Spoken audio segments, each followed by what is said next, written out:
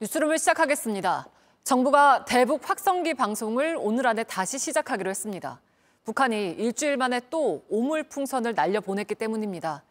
지난달 말과 이달 초에 이어서 벌써 세 번째입니다. 2차 때보다 절반이 조금 안 되는 330여 개를 날려보냈고 80여 개가 수도권 등에 떨어졌습니다. 먼저 류정화 기자가 보도합니다. 대통령실은 오늘 오전 긴급 국가안전보장회의를 소집했습니다. 그리고 대북 확성기 방송을 곧바로 다시 하겠다고 밝혔습니다.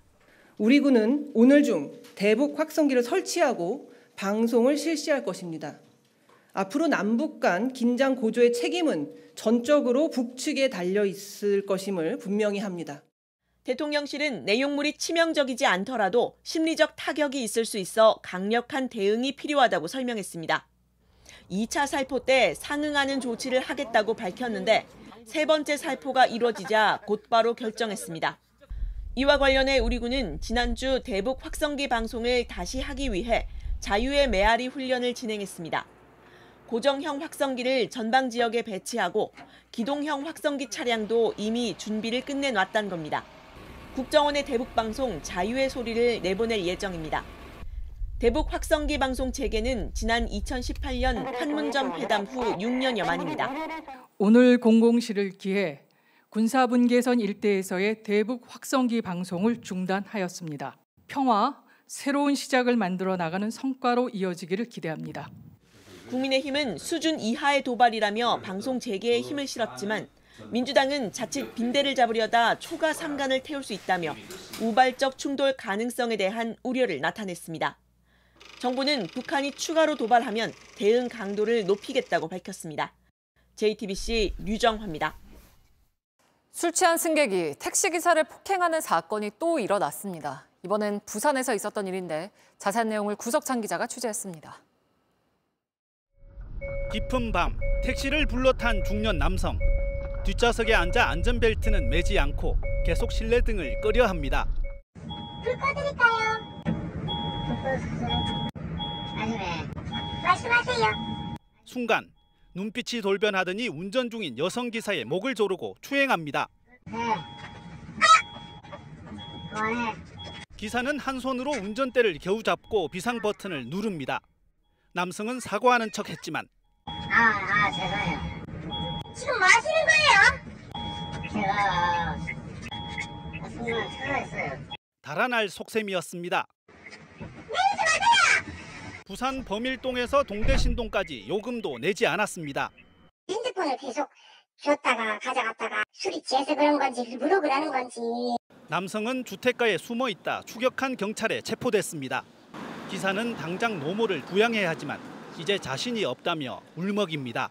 제가 택시한 지 이제 4주차 들어갔거든요. 제가 좀 운전대를 어떻게 또 잡겠노. 승객에게 봉변을 당하는 이런 일 반복되고 있습니다.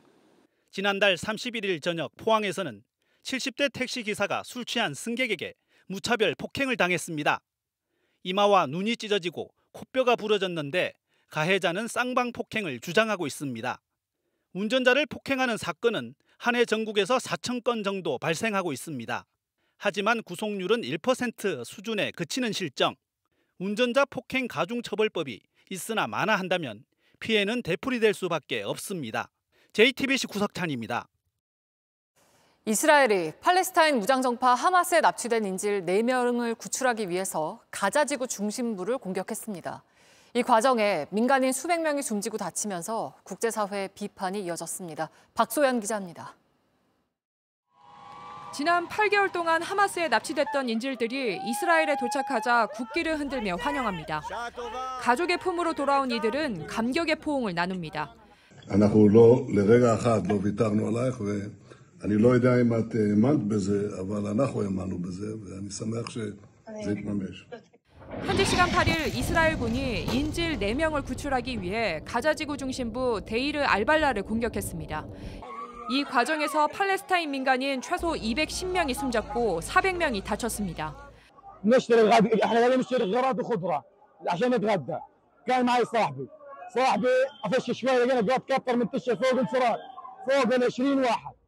수백 발의 폭격 속에 순식간에 난민촌은 생지옥으로 변해버렸습니다.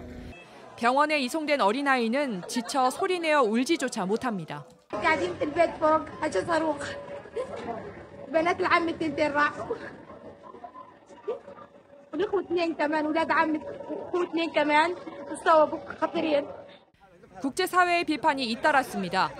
유럽연합은 가자 지구에서 또다시 민간인 학살이 발생한 건 충격적이라고 했고 휴전 협상을 중재해온 이집트도 인도주의의 가치를 노골적으로 위반했다고 지적했습니다.